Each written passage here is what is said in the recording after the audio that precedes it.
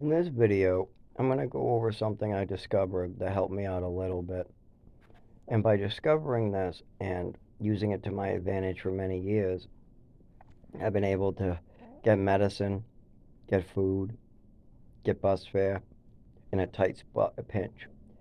So when playing video games at the age of 12 or 13, my neighbor showed me this magical wand trader thing. You buy a wand from one store and you sell it to another for like $5 extra. I remembered that, but then later in life, I actually was able to do that with some of my classmates. Get something from one kid and give it to another for more. Supply and demand. But then as I got older, people wanted certain stuff.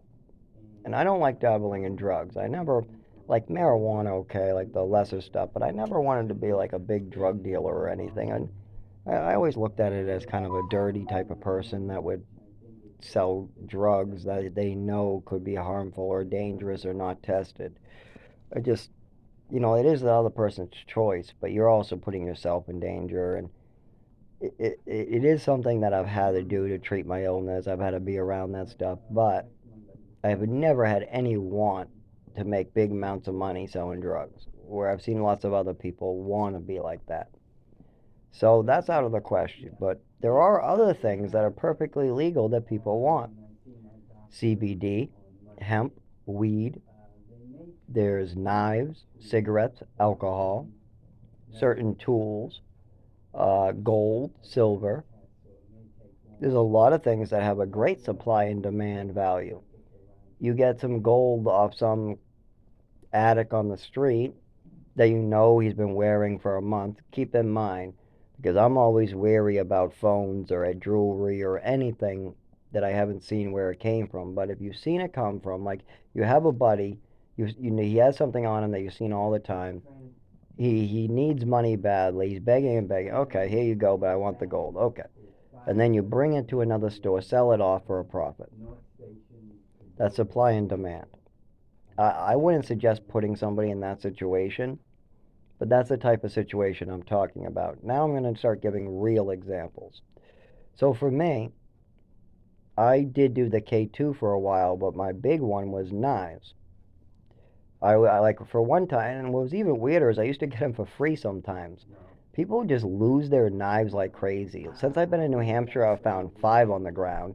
And when I lived in Lowell, I don't even know how many. Oof, lost count. And the coolest one was a Smith& and Wesson, the size of your arm. It was one flip knife, but it was like literally the size of like a short sword. It was ridiculous. I did get money right away for that. Right, I don't want to carry a big giant knife around, so sell right away. Cheapest price wins. It was free. But I also discovered one time because I used to have these rainbow knives I used to keep at home.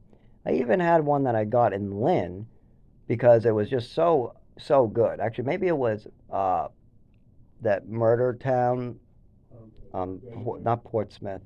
It's in Massachusetts. It's oh, I can't think of it. It's a fishing town. Anyways, it has the highest like unsolved murder rate or something. But anyways, one of those two towns, I got this really nice cheap knife for like $8. That was like a $20 knife. And I ended up just keeping on to that for years, what I just loved. I loved that I didn't have to sell or use that, or I just kind of kept it as a decoration. And nobody even knew I had it as a decoration, what was even funnier, because there was no purpose.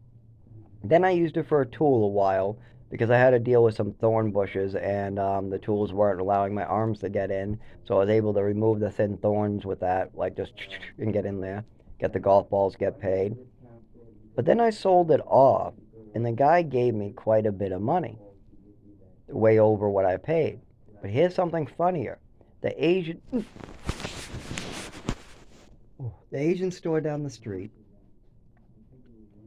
that I used to go to in Lowell, Mass, sells a bunch of these type of flip knives. And I always used to get the 440 steel in uh, rusted coating. Yeah, it's actually not rust. It's that rainbow or blue shine it has to it. But technically, there's a cert. It's called something oxidation, but it is rust. It is a form of rust. It's a form of oxidation. Actually, I know how to do it too. I've done it with just some torches and heating up.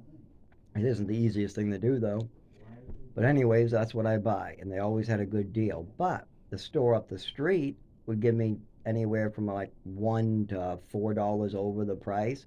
Like I would pay like $9 for it or $11 for it, and then they would give me anywhere from $12 to $15 depending on which model it was.